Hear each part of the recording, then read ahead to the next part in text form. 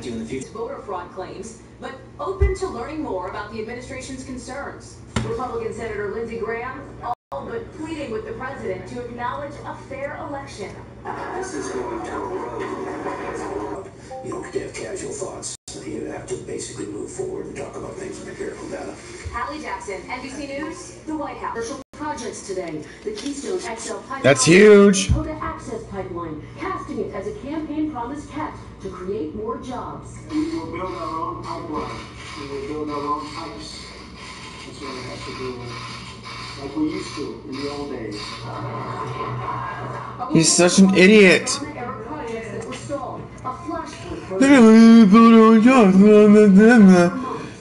So that's what you decide to do? Dakota Access Pipeline say the project could destroy their homes and sacred sites. Last year they won a battle with the Army Corps of Engineers to delay the project. Tonight they're devastated, but vowing to fight on. We will stand in prayer. We will continue. I went through a connection error. I don't know what happened. 100,000 barrels of oil a day from Canada to the Gulf Coast. Proponents argue it could create close to 10,000 short-term construction jobs, but only 50 would be permanent. Opponents counter the move would harm the environment. Still, the White House insists construction will move quickly. He wants to make sure that we get this process back on track and get it moving. It's too important for the jobs and economy of our country. Tonight, the Senate confirmed Nikki Haley as the next U.S. ambassador to the UN. She could be sworn in as early as tonight. Meanwhile, an administration official tells me the executive orders still on tap this week relate to immigration and border security. Lester. Kristen Walker of the White House tonight, thank you. Meantime, as all that plays out, another colossal battle is brewing over the Supreme Court. The president said today he will announce his nominee to replace the late Justice Antonin Scalia in the coming few days. Tonight, we're getting word of who might be on that short list. Our justice correspondent Pete Williams has details. President Trump said today we'll know his Supreme Court nominee next week. We have outstanding candidates, and we will pick a truly great Supreme Court justice. Insiders say the leading contenders are federal appeals court judges appointed by George W. Bush, all white males. No, I didn't get banned. I just lost connection. 49, a favorite of conservatives for saying the federal It government rarely has happens. too much power. And Thomas Hardiman of Pittsburgh, 51, strong on the right to have a gun outside the home. Considered less likely, William Pryor of Birmingham, 54, an outspoken opponent of the Roe v. Wade abortion ruling. Conservatives like that they all have the abortion bitter ruling. about David Souter, a George H.W. Bush nominee who often joined the court's liberals. More suitors, there is a reluctance to put somebody on the bench based on somebody's winks and nods and saying, oh, I know this person. Replacing Justice Scalia with another conservative would not alter the court's ideological makeup, but the Trump choice is in for a fight. Democrats are furious that President Obama's nominee, Merrick Garland, never even got a hearing. Republican leaders insist they'll do whatever it takes to win confirmation. It takes an average of about 70 days from nomination to confirmation. That would put the new justice on the court in late April in time to hear and vote on the last few cases of this current Supreme Court term. Pete Williams outside the Supreme Court for us tonight. Thank you. It's been another brutal day of weather. A powerful nor'easter battering several states, leaving homes and businesses without power in the frigid cold. NBC's Kristen Dahlgren has all of it covered tonight from Portland, Maine. The dangerous nor'easter pounded the East Coast. It's pretty brutal. Wind slapping you in the face, ice slapping you in the face. On Long Island, nearly 70-mile-an-hour wind gusts toppled trees, damaging homes and cars. A massive tree fell into this home in Massachusetts. This window-washing rig, no match for the punishing winds, which tossed it from the side of a building in New Jersey. I was getting blown forward. I was getting scared. In Situate, Massachusetts, waves crashing into the seawall were nearly as high as these two-story homes. Waves are huge, beach is gone, wind's coming in, it's crazy. On the Jersey Shore, some towns underwater. Across the region, thousands left without power. Roads covered in snow and ice made driving treacherous. The dangerous storm wreaked havoc, flooding, mudslides, and more than 20 inches of snow in some places. Now it's moving east. And where we are here in Portland, Maine tonight, a freezing rain advisory remains in effect until early tomorrow morning. Meantime, up and down the coast, Lester, thousands are still without power tonight. Looks like a nasty one. Kristen Dahlgren, thank you. We've got an update for you on that ongoing poison water crisis in Flint, Michigan. Tonight, environmental officials in the state say Flint's water system no longer has levels of lead exceeding the federal limit for the first time since 2014. Residents, though, must still use filters on their taps because of the ongoing replacement of pipes there. In health news tonight, you're probably hearing a lot about the flu as we reach the peak of flu season. A lot of people down for the count. But there's another kind of virus that makes your body hurt. It's a brutal stomach bug called norovirus that's hitting communities across the country from Indiana to Maryland to Rhode Island, even closing schools. And as NBC's Raheem Ellis reports, the way to prevent it might not be what you think. High school senior Zach Mitchell is finally back on the court today after a nasty bout of norovirus. I've definitely never been that sick in my life. After more than 1,000 students at Zach's school got sick, officials at St. Charles East High shut it down and scrambled to contain the outbreak. What did you do exactly to clean the school? Yeah, so we took everything and used a 10% solution of bleach, which is what the CDC recommended to us, and we cleaned all of our classrooms throughout the school district. It's spreading nationwide. In Maryland, Laura Ty Jenkins' sons are still recovering. It came on very quickly. They were fine 1 minute, and then the next they were laying down and very sick. The virus hits some 20 million Americans a year. There's no vaccine, and it's extremely contagious. It can also contaminate the environment, so you can pick it up that way. I'm trying to find another tournament to do. To prevent it, wash hands with hot soap and water at least 30 seconds. Hand sanitizers aren't enough. The virus can live on dishes and in bedding too, so handle with disposable gloves and wash in very hot water. Disinfect surfaces with a bleach-based cleaner. St. Charles East is open again, but taking every precaution because it's possible this virus could strike again. Rahima Ellis, NBC News, St. Charles, Illinois. Now to an NBC News exclusive. With the world closely watching these first days of the Trump administration, we have a rare interview with one of China's top government officials. He's speaking out for the first time since President Trump took office, firing back at the U.S. after some strong comments from the White House. NBC's chief foreign correspondent Richard Engel has more from Beijing. The Trump administration is sparking a strong reaction from China tonight after this warning over China's military buildup in the South China Sea. If those islands are in fact in international waters and not part of China proper, then yeah, we're going to make sure that we defend international territories from being taken over by one country. China has been constructing artificial islands in disputed territory to use as bases. But that's not for the United States. That might be between China and some other countries in this region. Today, we sat down with the Foreign Ministry's top spokesman in Beijing for a rare interview. You're saying none of the United States' business?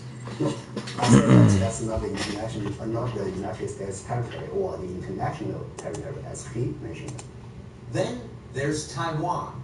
China doesn't recognize Taiwan's independence, but Trump, after winning the election, took a call from the Taiwanese leader, prompting China to send jets near the island as a threat. How would China respond if President Trump takes more steps to recognize Taiwan? This issue touches upon China's core interests. By no means I'm curious. That could be negotiated. There's no room for discussion from your perspective on that. One China policy. 100%. 100%. These days, China values stability more than anything else. After all, it's taken this country decades to pull itself out of poverty to become a world power. And China doesn't want President Trump making waves and putting all its progress at risk. Trump has been a fierce critic of China. unfair trade and currency manipulation, leading to talk of a trade war. Do you think that's coming? We don't want that. But it's not only up to us. That needs efforts from both sides. China, which had been silent on President Trump, is now laying down markers. Beijing wants the president to know what its red lines are. to avoid a costly military or economic conflict. Lester? Richard Engel live in Beijing, where it is Wednesday morning. Richard, thank you. So a mother gets the shock of her life when she turns on the TV and sees her son dead at an active party scene. Look at the case testing the limits of what can and should be shown on TV. Right, MH? Also, the Oscar nominations are out, and what a difference a year makes after the big uproar over last year's awards.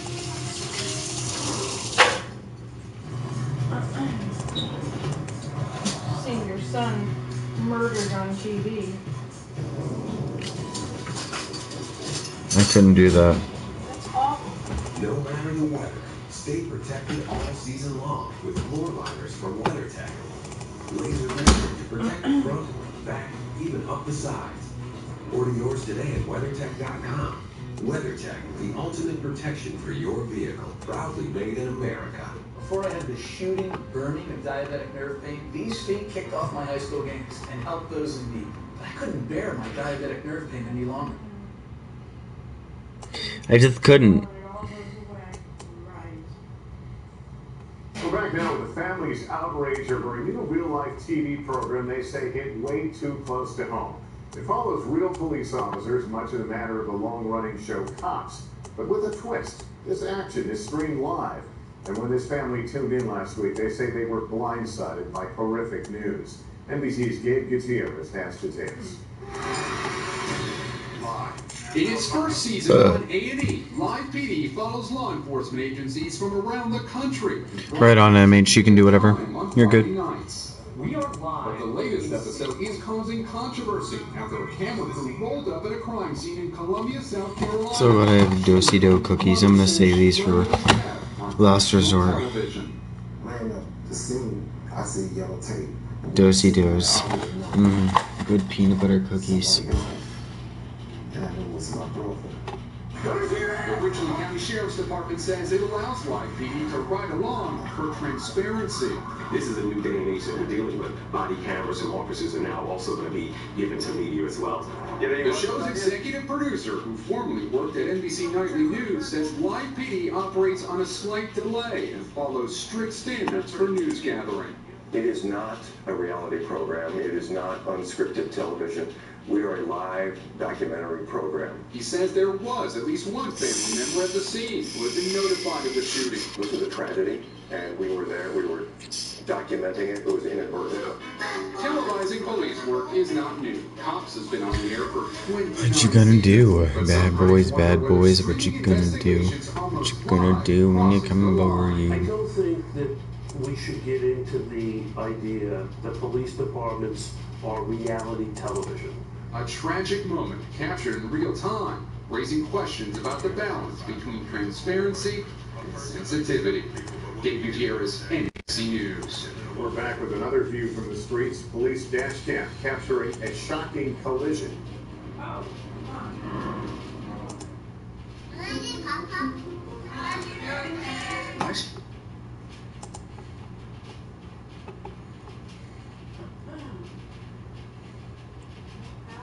Now with history. Or get 0% APR with 1,000 TFS assistance. Toyota, let's go play. We're back now with history at the Oscars. Of course they would give him a 9. This morning, much of Hollywood up before sunrise as the list was unveiled. It's so much bullcrap. Names, some surprises, and some big changes after last year's awards were embroiled in controversy. We get details now from our man in Hollywood, Joe Fryer. Hollywood is going gaga. This is the $2 one. Musical danced its way to 14 Oscar nominations, tying the record held by Oh, come on. Are you kidding me? Of course they're gonna give the... You put a cell on it. Best Picture nominees include Fences, the coming-of-age story Moonlight, Gives me a good hand. Makes me lose. the true tale of African-American mathematicians at NASA. Good thing I only don't... This is just a $2 one. But still... Oh, that's irritating. Octavia Spencer is one of 7 actors of color nominated, a stark contrast with the last 2 years when all the nominees were white, sparking the Oscars So White hashtag. This year, Viola Davis is making history, becoming the first black actress to earn 3 Oscar nods. The issue is not so much year to year, but the overall picture.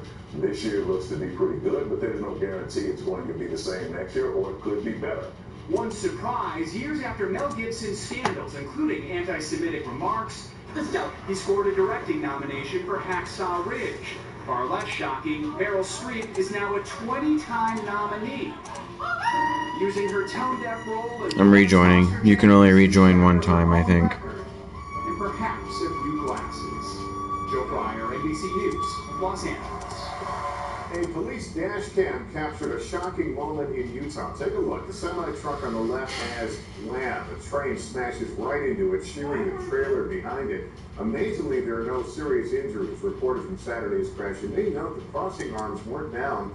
The ignore were the flashing lights, and they're investigating to figure out why that occurred. When we come back, they have a hot clothing brand and famous fans, but these fashion mogul brothers aren't keeping it Mafia. We'll explain why.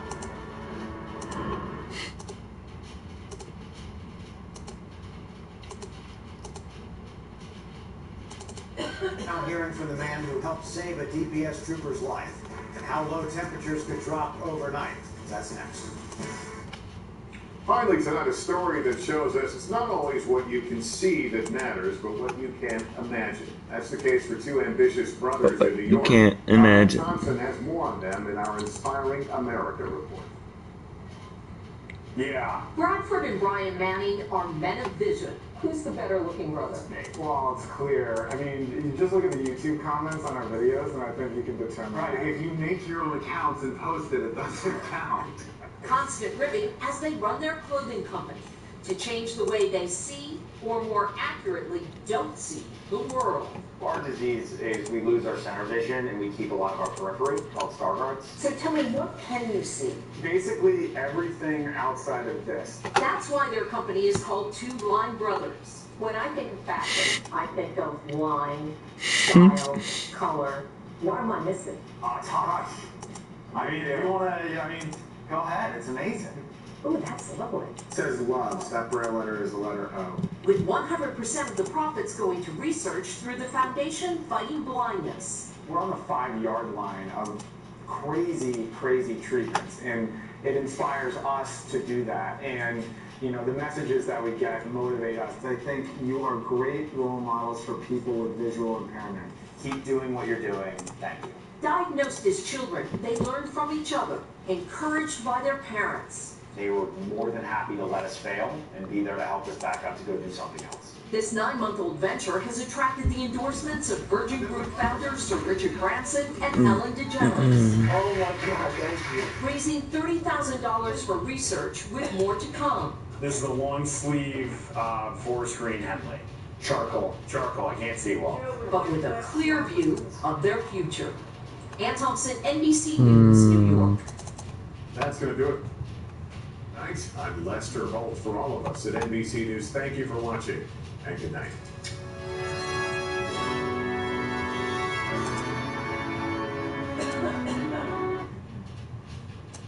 Privacy in here. Moen. Buy it for looks, buy it for life.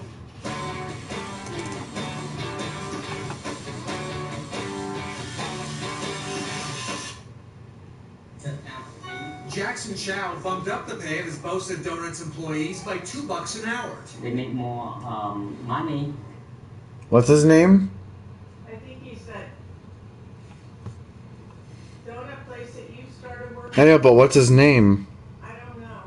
Oh. Servers and services for the disabled, we are all being asked to pay more. Team 12's Bram Resnick is live in the newsroom verifying the impacts of this wage increase. Bram. Yeah, Vanessa, that $2 raise to $10 an hour is having an impact way beyond the workers who got it. You might pay as little as 10 cents more for a donut, or tens of millions more to care for our school children and disabled residents. We verify the total bill is still unknown. Jackson Chow bumped up the pay of his Bosa Donuts Jackson. by $2 an hour. Yeah, he's the guy that got pissed. What? He's the guy that got pissed at me. Is he really? Yeah. Because I accidentally spewed the the water thing, because the faulty thing was just faulty. The thing was, it just didn't, it wasn't. That's the man that. Oh well. And he's on the news. That's funny. Well, I don't want to see them go belly up because they've got a good product. They didn't Bosa Donuts are the best in Arizona. They are. I mean, what happened was unfortunate. $1 for a dozen donuts. For a dozen donut holes, I mean.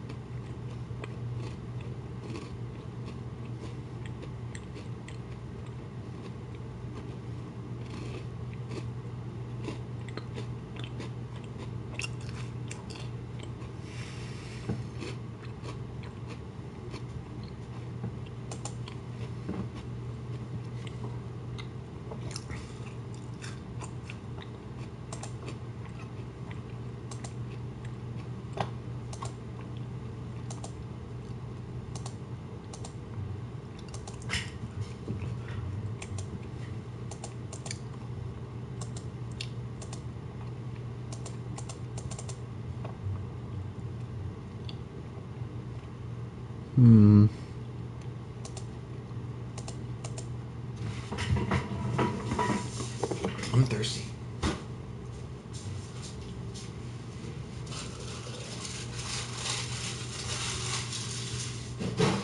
I think Grande's gonna make all those cookies.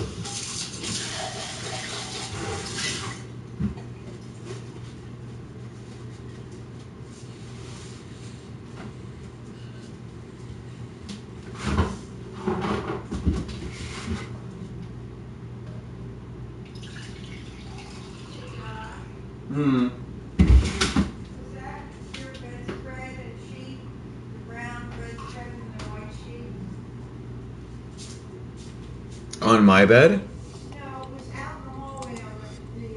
If it was out in the hallway just now, then no. I haven't done my laundry yet tonight. I'm probably gonna do that tomorrow morning.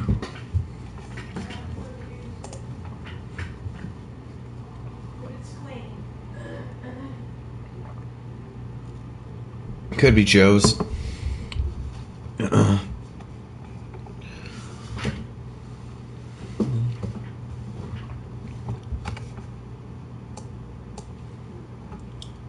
Ooh.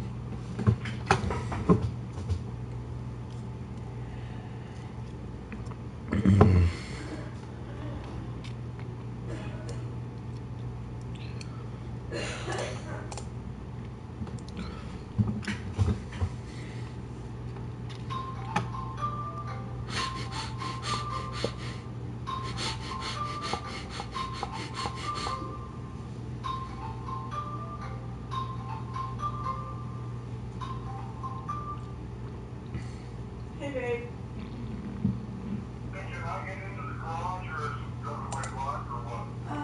I think it's blocked. You son. What? Are you kidding me, man?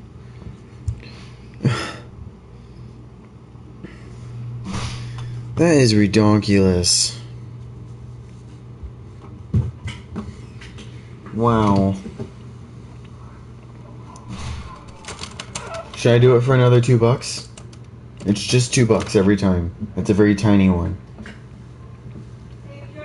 Should I do it for $2? Should I go again? Just one more time?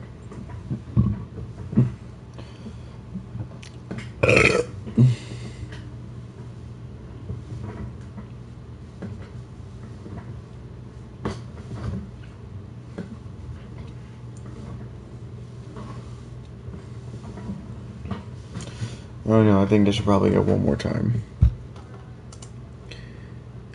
Just one more time.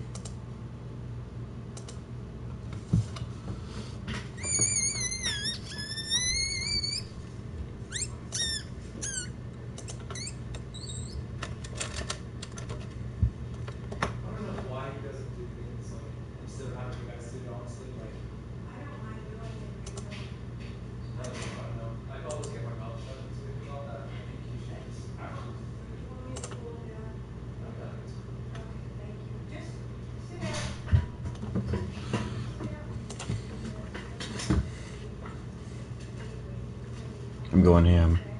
I know someone's gonna call. I know at least one of them will call. Yes, I called it. I'm gonna double up.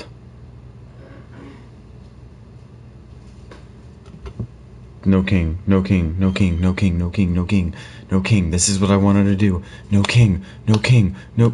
Are you kidding me? Are you serious?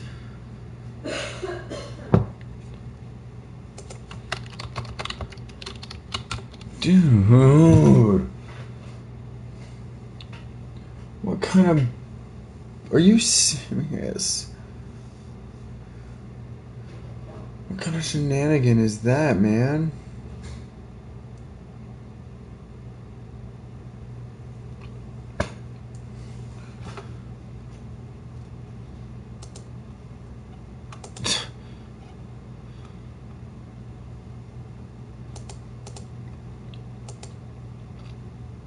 That's kind of screwed up, honestly.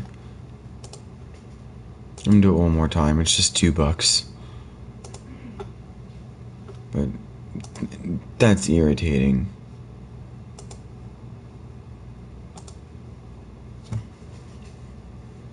That was completely ridiculous. He did not deserve that king at the end. I deserve so much to double up just then. This is the last time I'm doing a rebuy. I'm trying to do a double up move where I can go all in on someone with a good hand in the beginning, because I don't mind wasting $2 and trying.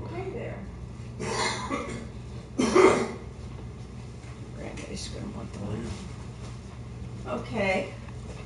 So the Girl Scout cookies came by. Yeah, we got you some cookies. Oh, cool. Yeah, thought you'd like that. Thank you. Bargain. I'm gonna eat right here, so maybe we can, once we get the thing going, we can have. Got you the trefoils, Those are good. and there's a new one. S'mores. That's the one you put in the You microwave. put it in the microwave for a little bit, and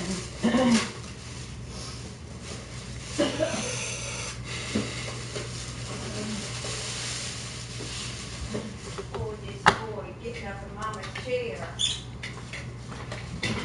really hard. Got to do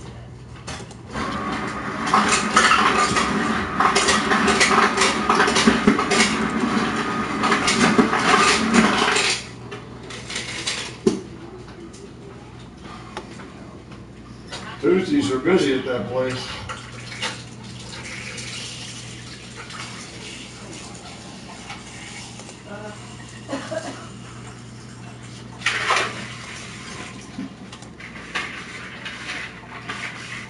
Well, I have a pile of good news for you.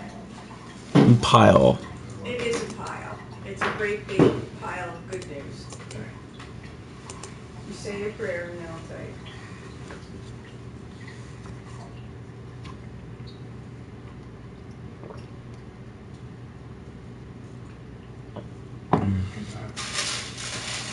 Parker got the job at a company that was the competition. Remember when he was at ASU and he went out and he worked for a company where they did core samples? It's the competition for that company. It's another company. He got hired today. So he's going to be putting his college education to use. Good money? Yes. I'm debating on what to do right now. And with his Uber job, What? his Uber job, he's been driving for Uber. A couple of weeks ago, he met a man that was blind. He just went blind about a year and a half ago. Yeah. And he was talking to Parker about what that was all about. So Parker yesterday was out with Sister Shank and with Ariel in service, and they went by his house. Parker witnessed to him, and he said, I just read a scripture, and as soon as I read it, I thought about you, and I just wanted to share it with you. In Isaiah, where the blind will see again, the lame will leap, one of my favorites. And the man was very, very touched, invited him to go in, started a study. Oh, Parker has to get things in Braille. unreal. Isn't that wonderful? Wow. Isn't that exciting? Yes. Yes. Oh, Parker's got good news. How about that? Yes. How about that? Yeah.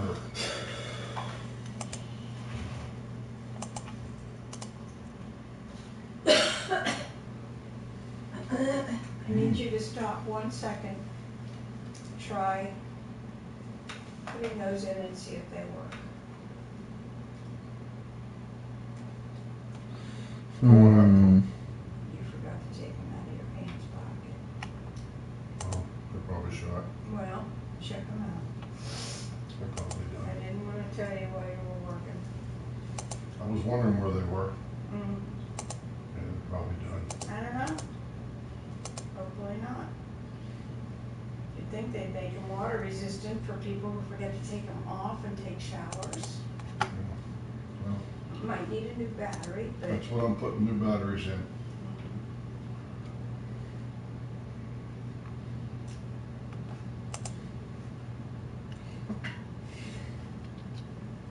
No, I heard a beep. not working. Yeah, but that battery that was in there might not be. They were brand new. I don't care if they were brand new. They went through the washer and the dryer. All right, well, that one's working. Good. I heard a beep on this one.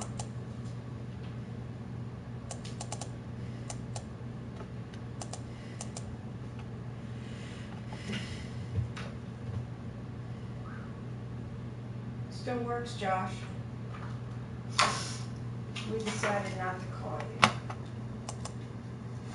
There. All right, I'm gonna need a phone here. Hmm? We're gonna do the meeting on the phone, aren't we? Oh, yeah, but I have no idea what time it is. It's 6:53. Okay. We have a minute. We have 7 minutes. No, that's if it starts at 7. CO probably have it start at 7:30. No. Or did you call? Gary's congregation went to 7, and he did 7 o'clock for them last week. Okay.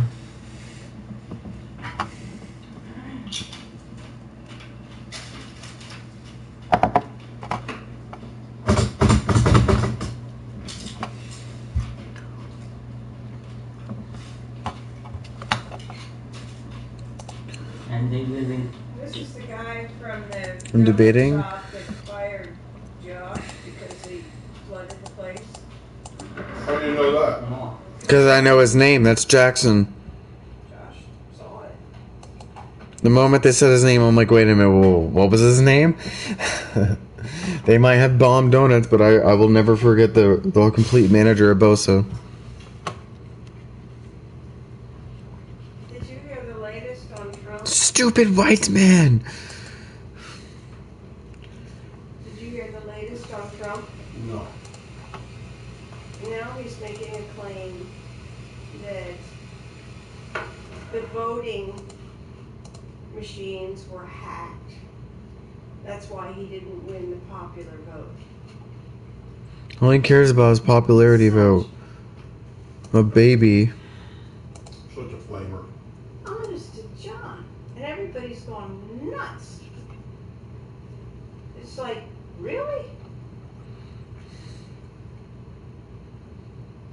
You're the president of the United States. Get to work.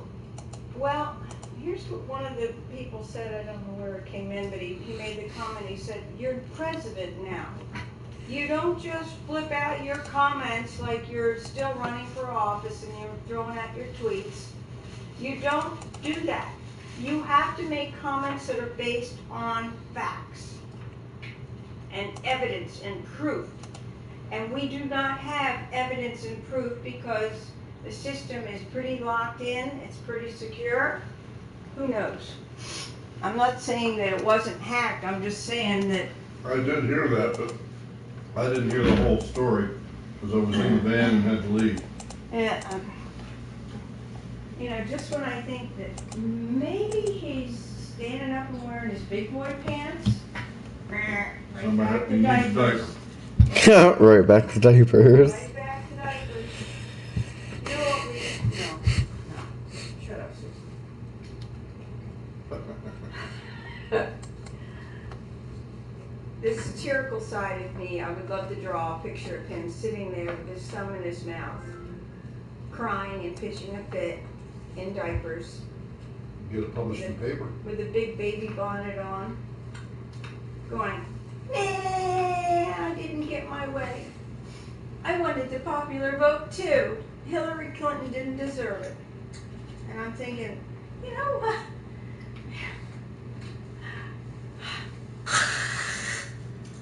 He already won, and he's still complaining about who still won. It's like, get over yourself.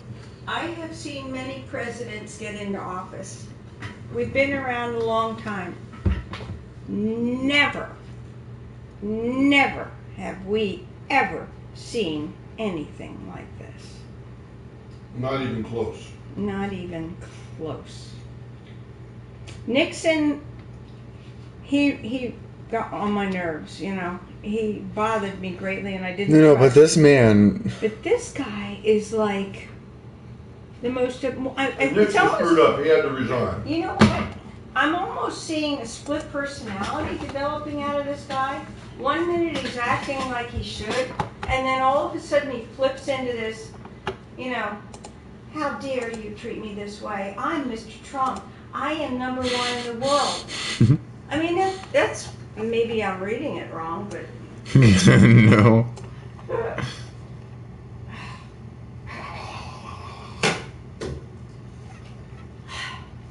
Oh, this one just got canceled. I'm supposed to keep up with the news, but this is just like...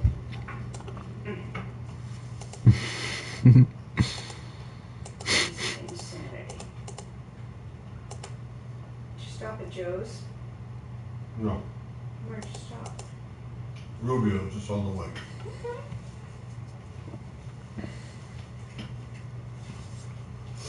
Now that you two are occupying... Yeah, it is Mr. Puffin stuff. What?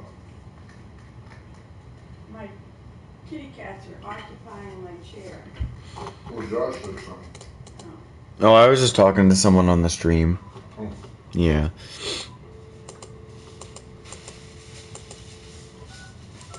I'm half tempted to do this one.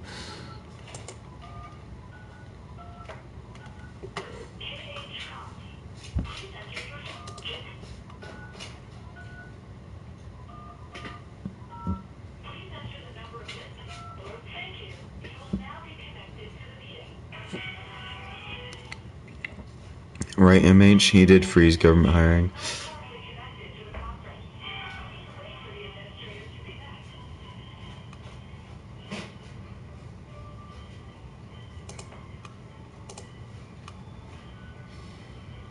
The price of donuts by a dime to 99 cents. It's not gonna kill the business. Chow says he'll make less money, but he will survive the hit from Arizona's higher minimum wage. But Rhonda Collette doesn't know what will happen to her 26-year-old daughter, Megan.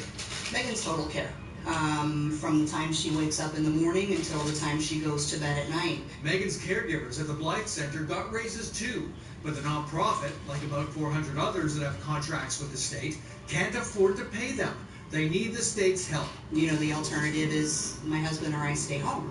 And, you know, in this economy, that's not an option either. The nonprofits and the people they serve packed a Capitol hearing room Tuesday. Arizona school officials who are in the same mind will be there on Wednesday. I would hope that the people who are making the decisions that impact their lives would have a plan in place. There is no plan right now. Governor Ducey says helping the nonprofits higher expenses could cost taxpayers $23 million. The legislature's independent budget analyst says it's $75 million. Some other contractors are included. That final bill could contract other services the state provides. Live in the newsroom, Graham Resnick, 12 News. Graham, thank you for that. 2 men are in custody right now, accused in the death of a Daisy Mountain firefighter. Phoenix police say Brandon Draper beat firefighter Luke Jones to death at a strip club this past weekend.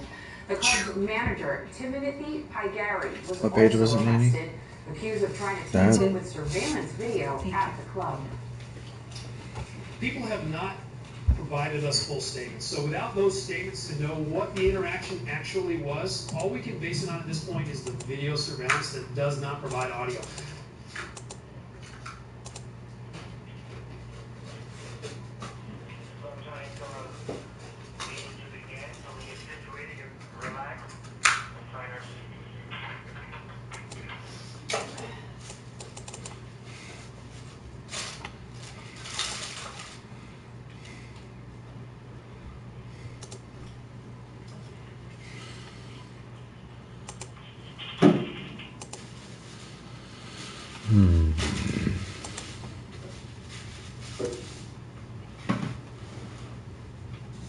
I'm done.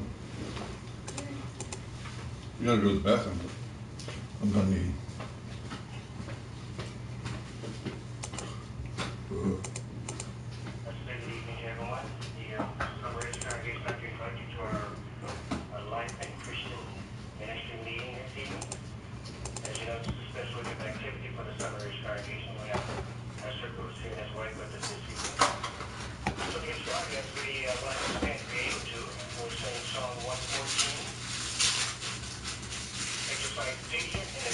Should I do this one? I'm debating on doing this one. It just started.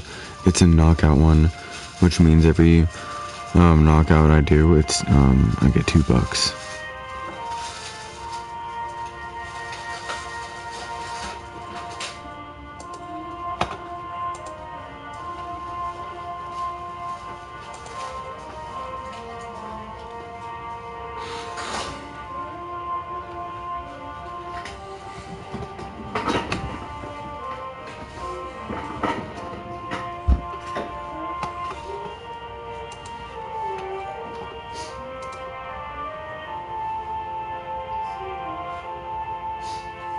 Have I won anything yet today? No, unfortunately not yet. I've kind of lost like $30, but I'm still over 200.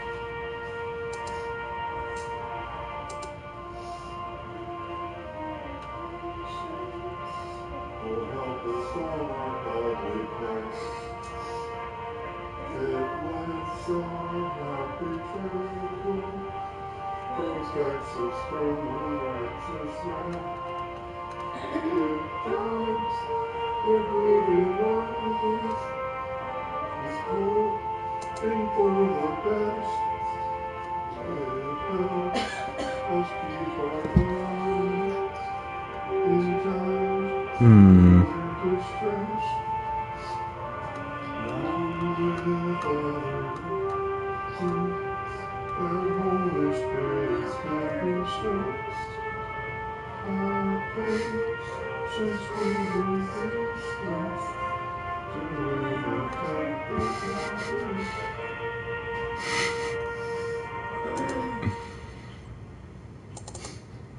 in heavens, Jehovah Almighty, we thank you, Father, for this great privilege to be able to gather at this fine feast that you put before us. We thank you, Father, for taking care of us throughout this day, dealing with the endurance that we must have to deal with the machinations of the devil. May your spirit now be with us so we can be at peace, so that way we can listen to the instructions given from you through the faithful slave and our great King. We thank you, Father, also for the special privilege we have this week, that like the days of old, Father, the early Christians had the Apostle Paul visiting congregations, we tonight have brother and sister Nicholas. May we take advantage of their experience, also their encouragement and their endurance, but we in turn give it back to them. He's our brother and we love him very much. So may we continue to encourage him throughout the activities of this week. Use us, Father, as the best way that you want us to be used. Thank you again for this meeting, and we look forward for the direction of your Holy Spirit to feed us to strengthen our faith. We leave this meeting now into your care and keeping. In Jesus' name we pray.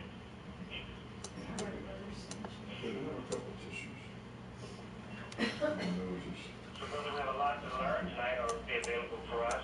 Tonight's meeting will cover Isaiah chapter 38, verse 42. And listen to these points and take in. There will be a talk given on how Jehovah gives power to those who are tired. MH, you're funny. Isaiah illustrates the process. That's interesting. Answer to this question: in what sense does Jehovah throw our sins behind his back? That will be discussed in Scripture Gems. And then we look forward to our Bible reading and the 3 demonstrations and apply yourself to the field ministry.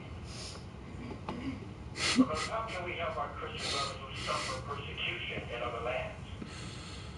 Well, we can pray for them. That will be discussed tonight in our Living as Christians. There will be a video shown and there is a discussion of why this is important. So we'll listen to that.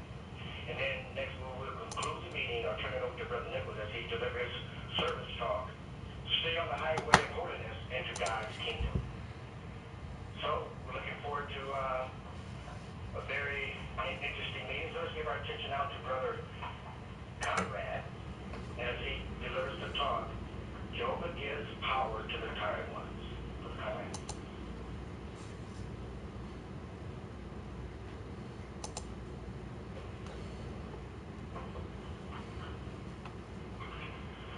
How are you feeling this evening?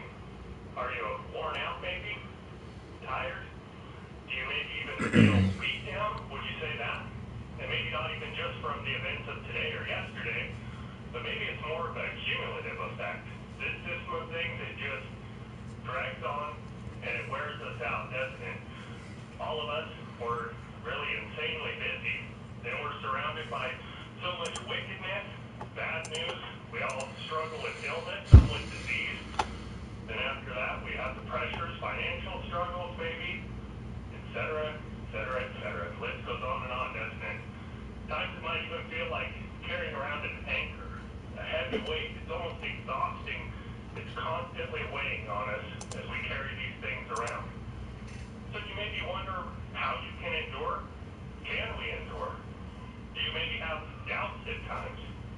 Well, certainly we can agree. What are my computer specs? I honestly have no idea. But thankfully, we have help, divine help from Jehovah God, our Creator. We can have absolute confidence in His ability, His willingness, and really His strength to come to our aid. Bible reading tonight, Isaiah chapter 40, it really gives us an outstanding reassurance of just these factors. Especially as we mentioned, we are one. We're struggling at times. Really, all of us are to some degree, aren't we? You know, the Jewish exiles, they too had doubts. They wondered about their return to Jerusalem. To them, at times it didn't seem like it was likely. It seemed maybe far-fetched. But note how Jehovah responded. If you would join me in Isaiah chapter chapter 40. I want to mark your Bible there. We're going to remain here in the book of Isaiah, specifically chapter 40, verses 25 and 26. Note these reminders here. Here Jehovah responds, he says, whom can you liken me to make me as equal, says the Holy One. Lift up your eyes to heaven and see. Who has created these things? It is the one who brings out their army by number. He calls them all by name. Because of his vast dynamic energy and his awe-inspiring... They're Jehovah's Witnesses, so they listen on to the church through the phone. It's something they can do if they're like too sick and they can't go to the church. They can just listen to it on the phone.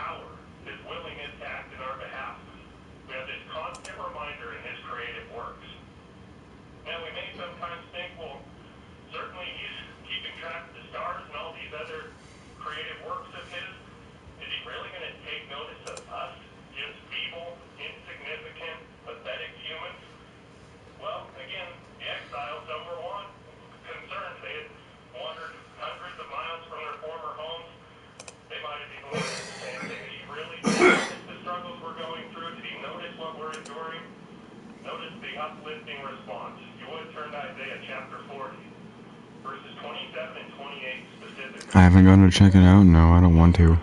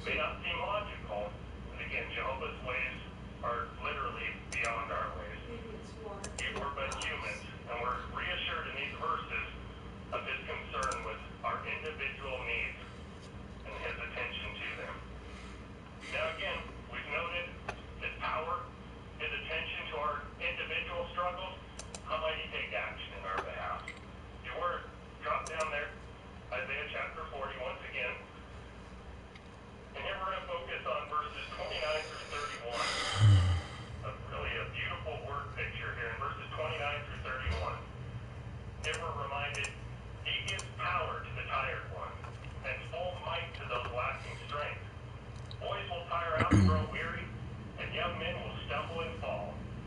But those hoping in Jehovah will regain power. They will soar on wings like eagles. They will run and not grow weary.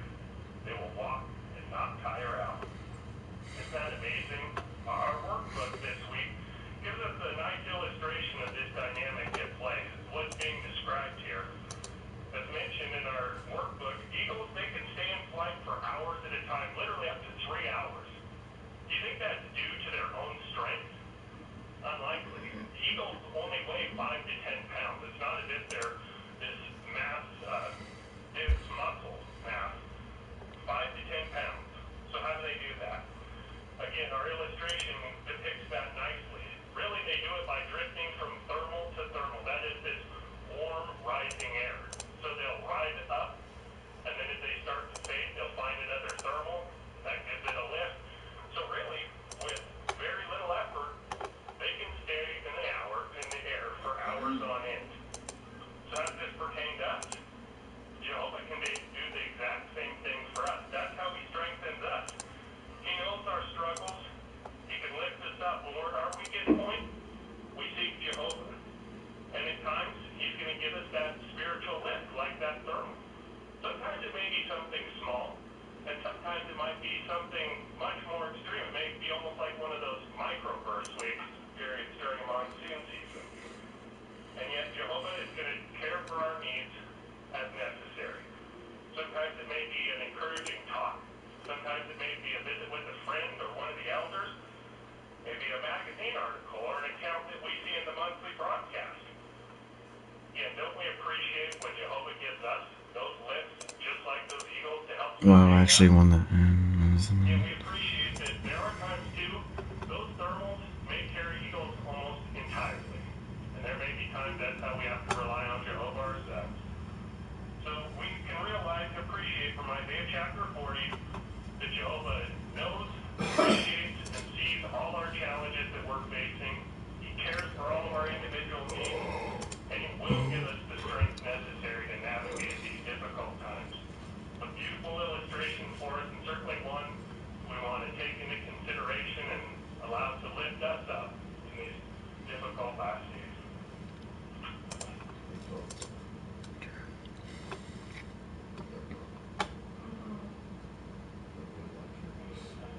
Appreciate that information. And if we are tired or we know that Jehovah has the power to energize us, and we appreciate it. Let's give our attention out to Brother Seaver as he takes an into dig with his spiritual. I think he's the brother that's going to be leading. Yeah, we're invited in this part this evening to take a look at Isaiah chapter 38 and verse 17, and maybe we could have someone volunteer to read that for us. Sister Canfield? Yeah, the last brother.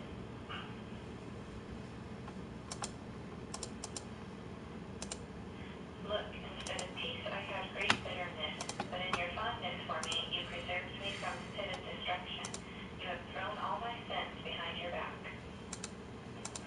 So we're going to focus on that last part there. You have thrown all my sins behind your back. So in what sense does Jehovah throw our sins behind his back? This is a reference to Hezekiah's experience. All right, we'll start out with Brother Garcia. And then he throws those sins behind his back. That means he forgets about them, and that he won't hold a grudge against them, and is easily forgiving. Very good. So how should that make us feel? Sister Hoffman, go ahead, your comment, please. I thought it was nice one reference where it said you have made my sins as if they hadn't even happened.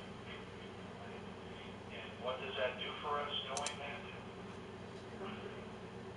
Brother Bella. It's really comforting, as it brought out as well, to know that Jehovah does that, to know that, as Sister Hoffman said, as if they never happened before. If we're truly repentant, as the example showed, he throws them behind, never happened, and we start as if we're on a clean slate. So it's really, really comforting for us, and faith strengthening. Mr. Garcia.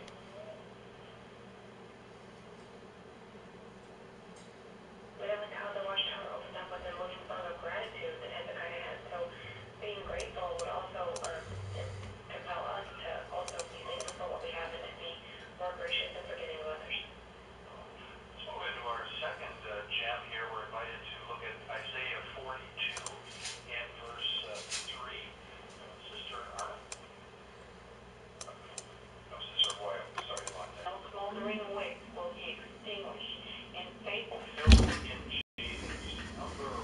Wow.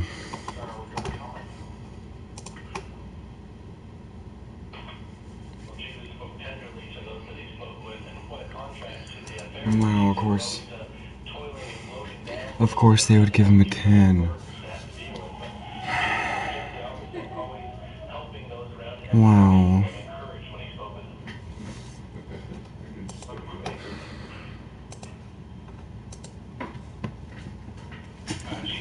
Dude, that's so much bull, man.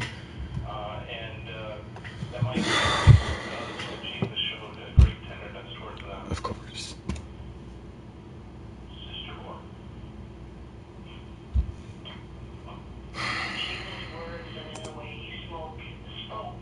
He lifted the spirits of those around him who are broken and downhearted. He always had kindness in his words and the expression to bind up the broken-hearted. He was always trying to heal and help. Wow, headache-inducing hand after headache-inducing hand after headache-inducing hand.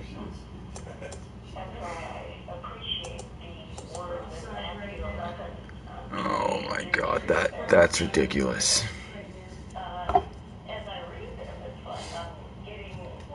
Dude, are you kidding me, man? I should have won this hand.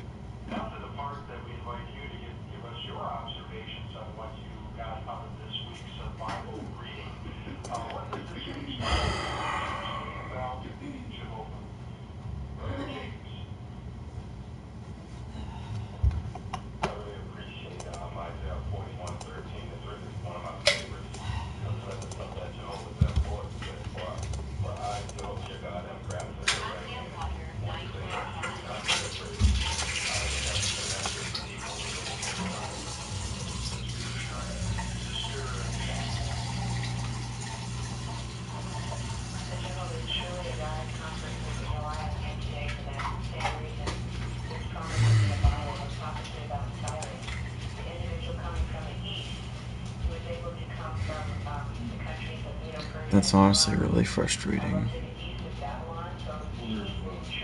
That's like incredibly frustrating when you get a good hand and the flop gives you such great possibility, yet for some reason that guy just ended up having the one better hand, and it's just like, are you kidding me right now? Well, it's like, why?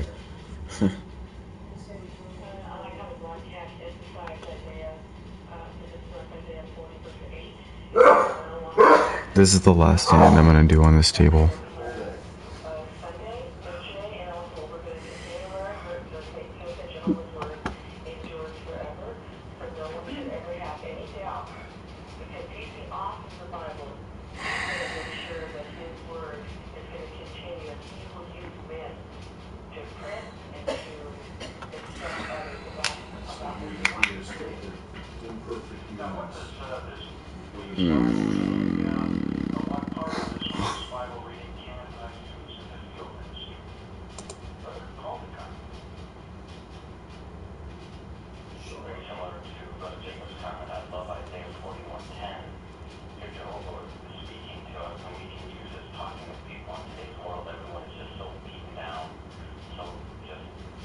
Dude, what can he have, man?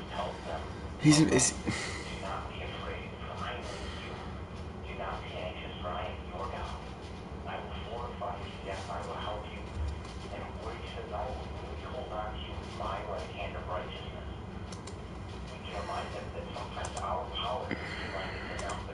dude, man.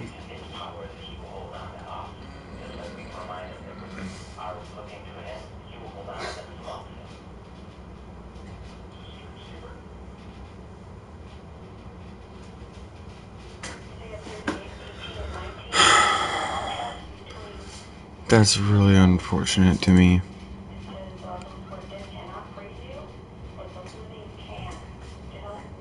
Especially that one hand. That one hand shouldn't have... I shouldn't have lost that one hand. I really shouldn't have lost.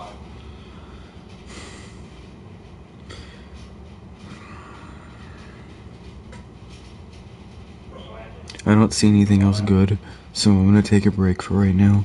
I'm gonna bring my stuff upstairs, and I'm gonna do a smoking stream. So I'll see you guys in a bit. Yeah, no, that is poker for you, dude. That really irritates me.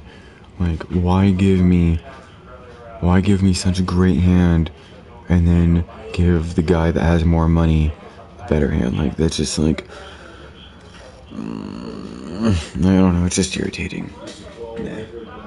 I do way better at tournaments. Oh well.